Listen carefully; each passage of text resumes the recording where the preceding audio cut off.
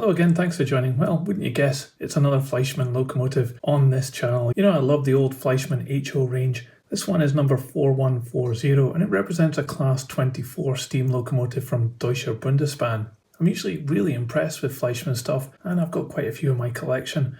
So let's get this one open and we'll check it out. Well, we've got the normal Fleischmann leaflet in with this model and it looks like it's quite easy to take this apart. The locomotive body just comes off with one screw. Looks like we've got some lighting on there and it looks as though it's tender driven as well with a typical Fleischmann motor. It's just got some oiling information and servicing stuff in here, and on the back it talks about the usual Fleischmann stud to operate line side accessories, and it's got some more cleaning information down the bottom here as well. And here is the locomotive. What a great looking thing it is as well. Loads of character to this. It really looks quite cute with its proportions. And it's a very handy locomotive as well. It's not that big, so you'll be able to run it on smaller layouts. But let's have a closer look at this. So this model is permanently connected to its tender, and it does have those cables running between the two. And yes, it's tender driven, so the front wheels here just revolve freely. Last time I did a review of a locomotive which had tender drive from Fleischmann, some people in the comments helpfully noted that it was possibly from around about the 1960s, and maybe this is a similar era of locomotive because it has the same kind of setup. I might be wrong in that, so if you know better let me know in the comments below, but if it is that old, it really does look quite fantastic. Let's look at the front here. Look at these smoke deflectors, they're absolutely huge and they give such character to the front of this locomotive. These lamps look fantastic with their little surrounds, and I think they probably work as well. We saw that we had lighting on this model, so I'm guessing these are going to light up. We even have metal buffers here into the chassis, which is also made of metal, with these steps coming down here, and of course the Fleischmann coupling hanging out the front. It's quite an excessively big coupling, I think. It does move side to side, but unfortunately it does mean a big hole in the buffer beam. The painting of the red is absolutely fantastic. It's so bright and colourful, and obviously the plastic has been moulded in black and it contrasts really well.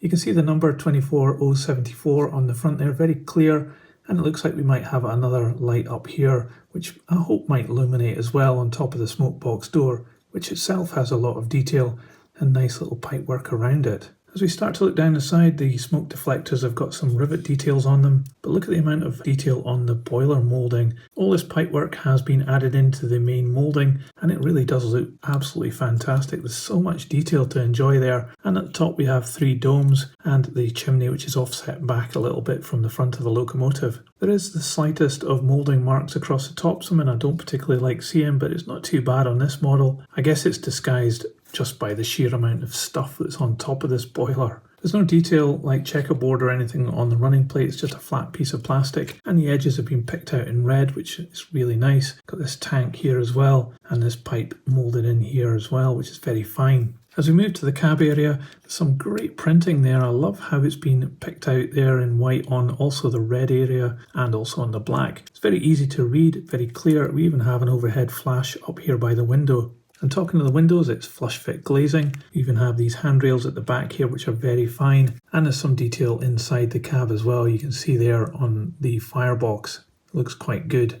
So up on top, no moulding marks on the top of the roof. We've got some rivet details on this hatch here and a couple other details. Quite plain though up there, but there's certainly no denying that there's a lot of stuff on top of the boiler, and these brackets that come out for the smoke deflectors, they're quite chunky as well. I guess that must be what it's like in real life, because I don't think it would model them that way if it wasn't particularly like that. Around the other side of the locomotive, the reversing rod is an extra piece added on, and it looks like we have a metal whistle added in up here as well. And looking further down on the chassis, we've got some rivet detail under here.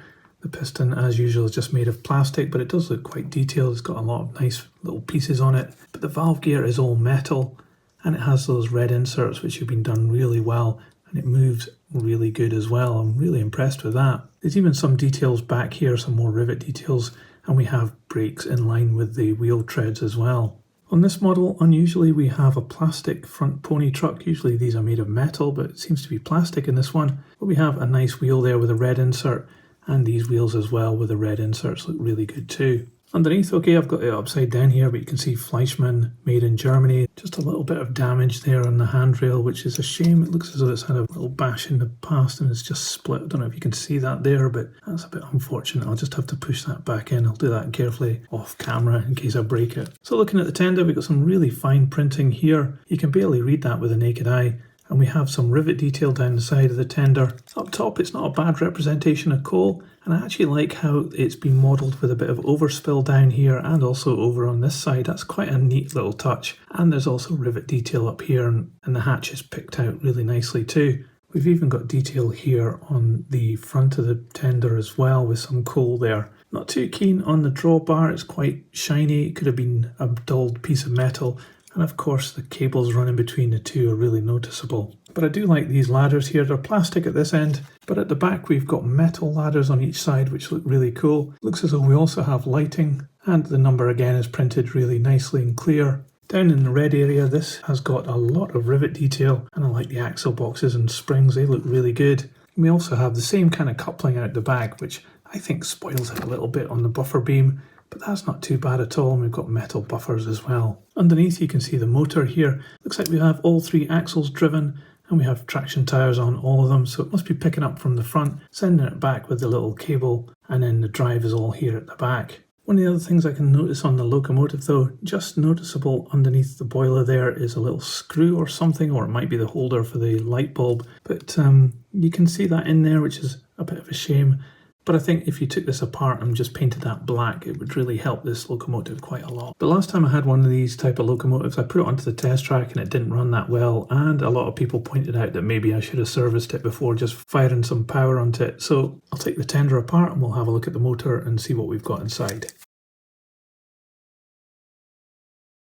Okay, so I've taken the weight off of the tender here, but I've just put the screw back in to hold the two parts together because I don't want to risk breaking any of the connections with the cables on this side of the motor. On this side you can see we have the gear wheels here. They all revolve okay, but they do look a bit dry, so I'll give them a bit of oil. And around this side you can see the motor. It actually looks pretty clean on there, so I'm not sure it's really needing that much of a clean on the inside. I'll maybe just give it some oil and then see what happens, and hopefully it won't all slag me off too much. Anyway, give me a few minutes and then I'll put it on the test track. A few moments later. So we're all back together with the locomotive apart from the tender. I just thought I'd mention that it actually doesn't have any lighting. I thought it might do. Those do look like they should illuminate, but they actually don't. There's no provision for it in here and there's no bulb. So, bit of a shame. Anyway, let's get this back together. I'll get it on the test track. Okay, here we are. It's the normal Hornby third radius track that I always use. Getting a bit old now, but it's a good test of locomotives, and I'm using my H&M controller on 12 volts DC to give it some power. So let's see what happens.